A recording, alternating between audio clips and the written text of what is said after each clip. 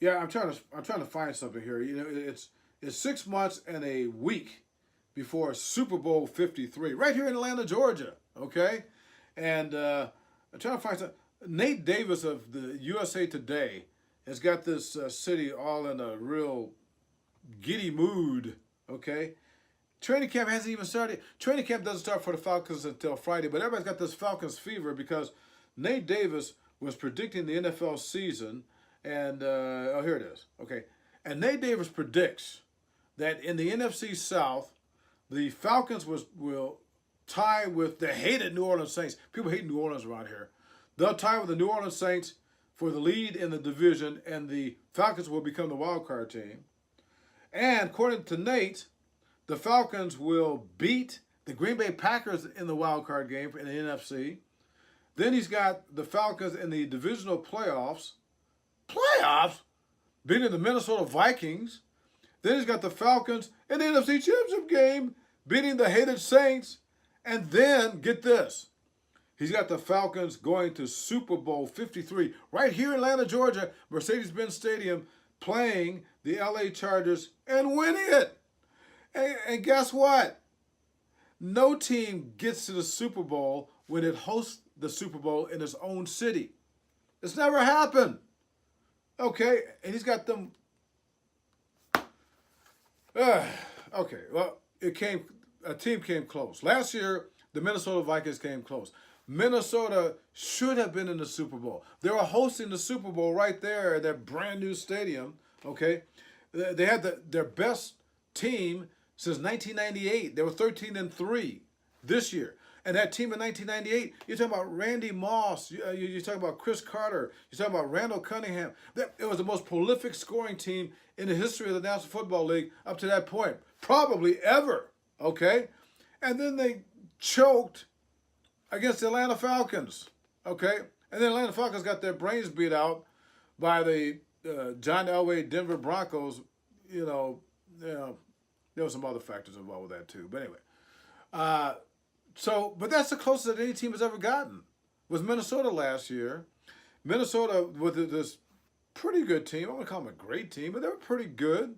Okay. But here's the thing that really got people thinking they were going to go all the way. You remember the Minneapolis Miracle? This was in Minnesota when the game was lost against New Orleans. Then in the last second, a 61-yard miracle touchdown takes place. They win the game. They're going to the NFC Championship game. They're favored against the Philadelphia Eagles, and they get blown out.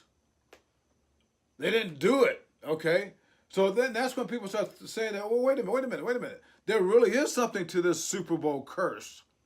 Yeah, there's a Super Bowl curse. Whenever a team is hosting the Super Bowl in its own NFL stadium, bad things happen, man. They seem to happen. And I know at the top of this video, I didn't say there was going to be any math, okay? But there will be math, all right? Here comes some math. First of all, let's see. Okay. There's been 52 Super Bowls, right? 52. There's been 6 of those Super Bowls that were played in stadiums that weren't NFL stadiums at that time. I mean, we talk like Stanford Stadium, the Rose Bowl, Rice Stadium back in Houston in the old days. 6 of those times. Okay, all right, 52 from 6.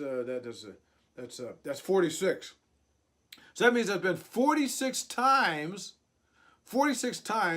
that an NFL team had an opportunity to play a Super Bowl in its own stadium. It's never happened. It's never happened. Here's more math. You ready for this? Of those 46 times, there's only been like 1, 2, 3, 4, 5, 6. There's only been 8 NFL teams that's ever made the playoffs. Out of the 46, only 8. It gets worse. It gets worse than that. Okay, let's go. Let's see. The 94 Dolphins, the 98 Dolphins, the 2016 Houston Texans, of course, the Vikings last year. 4 times. Only 4 times has a team that had the Super Bowl slated for its home stadium. Only 4 times has a team ever made the divisional playoffs. Only 4 times. Yeah, 94 Dolphins, 98 Dolphins, the 2016 Houston Texans, and then the Vikings last year. Okay, and you know the rest of that story. Matter of fact, the Vikings are the only team out of that bunch that has ever made it as far as a conference championship. All right, they made it to the NFC Championship game. Didn't do anything, but at least they made it there. You want some more math? Okay, this is very interesting right here because statistically, we're talking about 46 again.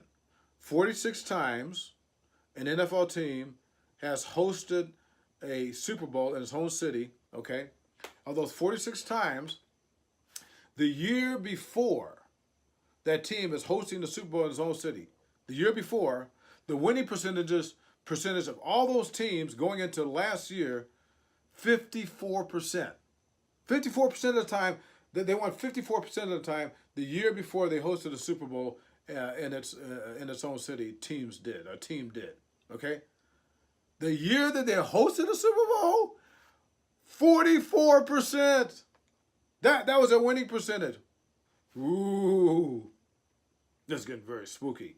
Okay, now that brings us to the Falcons. The same Falcons that Nate Davis says is going to do all those things, right? Okay, all right. Well, I mean the Falcons, again, 2 years ago they were in the Super Bowl. All right, and they played the New England Patriots. They were up 28-3, and they blew it. But that's beside the point. They were in the Super Bowl 2 years ago.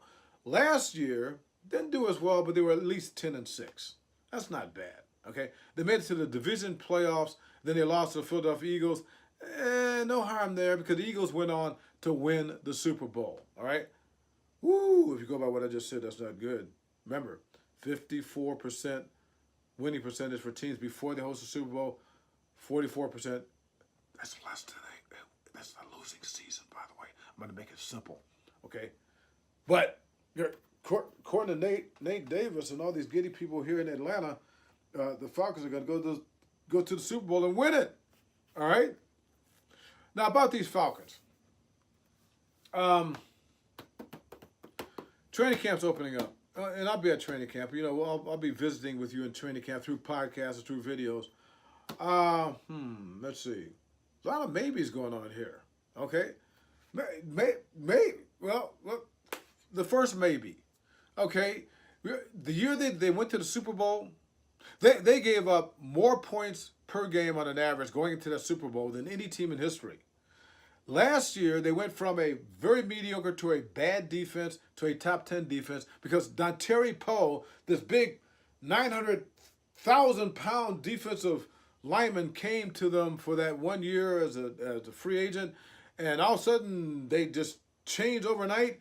But guess what? Poe is not there anymore, and neither is his 1,000 pounds. He left as a free agent to Carolina, the enemy in the NFC South, at least one of them. Okay?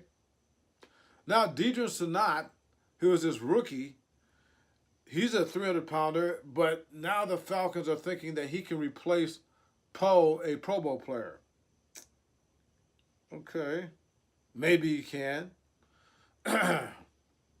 Maybe, you look at that offensive line, they had terrible problems at offensive guard last year, and that's part of the reasons why Matt Ryan didn't have such a great year. So maybe they got those problems solved at offensive guard. Maybe. Maybe those wide receivers that the Falcons had last year that led the NFL in drop passes with 30, maybe they can actually catch the ball. So maybe Julio Jones will play with the Falcons this year. And maybe if he does play with the Falcons this year, he won't drop as many passes as he did last year, even though he's 29 and injury prone. And you got to think that perhaps his better years might be behind him. But maybe they aren't. Maybe Devontae Freeman, the running back. Devontae Freeman's already had 3 concussions in the last 2 years. Maybe he won't get another one.